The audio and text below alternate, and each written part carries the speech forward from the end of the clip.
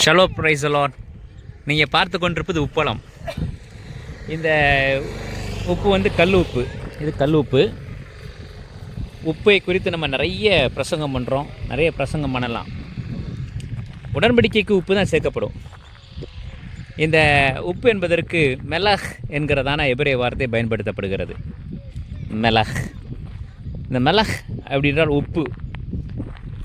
Israel நாட்டில் உப்பு கடல்னே ஒன்று இருக்குது. இப்போ அந்த உப்பு கடல்னு பேர் வரதுக்கு அதுக்கு ஒரு காரணம் இருக்கிறது. இதான் பாத்தி கட்டுவாங்க.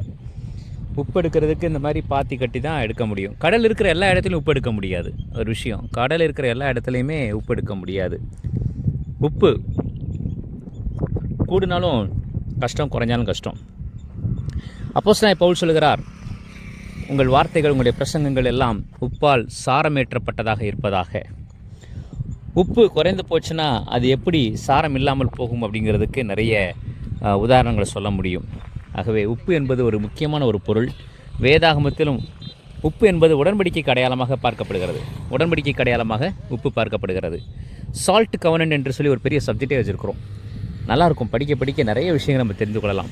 உப்பு வாழ்வின் அத்தியாவசியம். ஷலோம். அடியன் போதகர் சே டேவிஸ். என்னோடு நீங்கள் தொடர்பு கொள்ள வேண்டும் என்றால் 86 10 30 49 94 என்ற எண்ணுக்கு அழைக்கலாம்.